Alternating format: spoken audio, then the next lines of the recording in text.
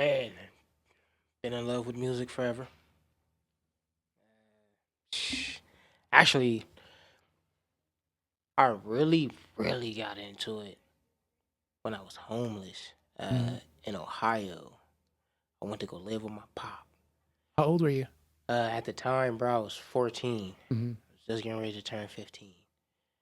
And my pops was like, yo, I'll be back. I was like, all right, bet. No. Um, I remember being dropped off at my grandmother's house. When dude, I hadn't seen him in days. He hadn't come back. Uh, Stepmom was gone. It was like no food in the house. Probably eating like Vienna sausages, no hot water, no heat, no nothing. Like I told you, he was out there smoking that stuff. I remember being dropped off at my grandmother's house one time, and I'm just randomly walking through Ohio, dude. Like looking for my grandmother's house. Like, Mm-hmm. what's happening, right? But I found it randomly enough. This is way before Mm-hmm. Google Maps and all of that. Mm-hmm. Listen, I am MapQuest, right? Who was on We're it? gonna find it. Man, found it. Was picked up by my older brother. As a matter of fact, after my grandmother gave me something to eat, my auntie dropped me off back at the house. My brother came and he picked me up. And at that time, bro, DMX album just dropped. Mm. It's Dark and Hell's Hot. That was the first one that just came out. Mm.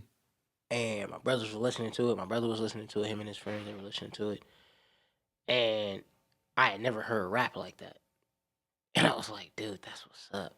Like the whole style, the bark. For those that know the Legend of X, yo, it was just like, yeah. And they introduced me to all kind of stuff at that time. It was DMX. They introduced me to the Locks. They introduced me to a little bit of Nas, 41st Side. And when I came back out to Cali, it was like that was it. Yo, this is what I want to do. Mm-hmm. Like the way that I heard them spit lyrics, I was like, man, that's what's happening. But that really didn't take off the way that I wanted it to because still a whole bunch of homelessness, bro. Still just a whole bunch of bouncing around, living here, living there, getting into activities and all of that, hanging with the criminals and what have you. But I always had that. It was like that fire was lit, Mm-hmm. bro.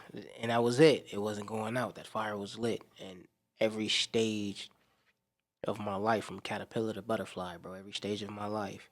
And I bring up the butterfly a lot because after I had that little unction, come to find out there's a butterfly called Ulysses, bro. I didn't even know that. Which was interesting. Mm-hmm. But I've always had that inside of me, bro. So every life that I've had, I could say the life I'm living right now was after a life that I've already had, right? Mm-hmm. But every little life that You I've said had, after a life you had? yeah, real talk. To think about it, like the life I'm living right now is completely different than the life I was living at one point. So this technically is after life, Yeah. real talk. But I'm still living. So with that, I always tracked my stories because that's what hip hop music was all about. Mm-hmm. Tracking your stories. You know, what you did, where you were from, who you were with, what you planned on doing, things of that magnitude. So I always kept track of my stories. But nothing took off. And it makes sense though because it wasn't supposed to. I was supposed to get out here and spit the same destruction and, tear down of the community and the neighborhood. It's already out there. And on top of that, because I believe the energy that I have is so unique and it's so refreshing that had I continue on in that light, it would just be and nothing took. Nothing took. But then the moment I started becoming the best version of myself and loving me and knowing what I wanted to do, what do I really want to do? I want to leave a legacy. Okay, what do I really want to be remembered for? Man, feeding as many people as I possibly can. Everybody can eat has been the model for me for the longest time. Longest time. So then, man, the thought of a Nobel Prize came up only because I heard of the story of how the Nobel Prize was even created. Talk to us. The gentleman, Mr. Nobel, first name I can't get right now. Yeah, we'll call him Prize. Got you.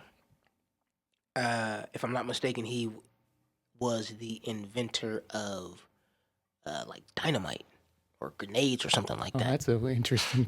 Yeah, check it out. Dude invented dynamite or C4 or something like that, right? And he accidentally read his own obituary because somebody died in the war that had a similar name to him, and they thought it was him. Mm-hmm. And he read his obituary, and it called him the Widowmaker, the killer of babies, the destroyer of nations. You know what I'm saying? Because the dude invented like dynamite, Yeah, TNT, whatever blows up Yeah. stuff. He was out here. He C4, invented yeah, it. yep. Mhm. C4. And when he read that, I could just imagine he said, "Oh hell no!" That part. Right? Mm-hmm. He said, "This is not how I'm going to be remembered." So he took all of his funding from creating the destroyer of nations Mm-hmm. and went out there, bro, and became the very first world-renowned philanthropist, and went out there helping all of humanity because he realized his initial invention was destroying nations. I mean, to be called the Widowmaker, Mm-hmm. the killer of babies, the destroyer of nations. Kind of a dope ass supervillain name. It really is. Yeah, kind of a dope ass supervillain But name. not for a real person who was Yeah. like, wait a minute, my grandkids, my great grandkids, someone down the line is gonna be like, what was my great grandfather remembered for? Mm-hmm. Like that scene from Hitch when Will Smith takes old girl to the island, Ellis Island, to see her grandfather's name signed in that little book because he passed through, and she was all like, all crazy because dude's name was the Butcher. And he thought he was like a butcher, but it was coming to find out dude was this serial killer going around killing people. She hated knowing that was who he was in her family tree. Mr. Nobel didn't want that. Yep. I didn't want that either. What am I going to be remembered for? If anything, Nobel Prize recipient. What does that look like? It looks like getting out here and having at it. Right, so because that became the thought process, that became the energy, that became who I am, the music reflects it. Right, and Live For, which is the one that you quoted, came about because I was feeling like I didn't have a lot to live for. I was feeling like everything that I've done, everything that was ever spoken over me, all of the negativity, all of the darkness, all of that, I was like, dude, it's gonna win. Like, and then it just hit me. Dude, you got a lot to live for.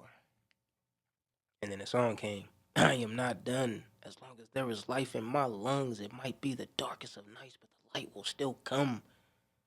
Waiting for the day to break. This would be the takeaway. Negativity, it can't stay by the break of day. Yeah, bro. So from there on, each song after that has been telling the complete story of all of the lives leading up to this one being the most important one.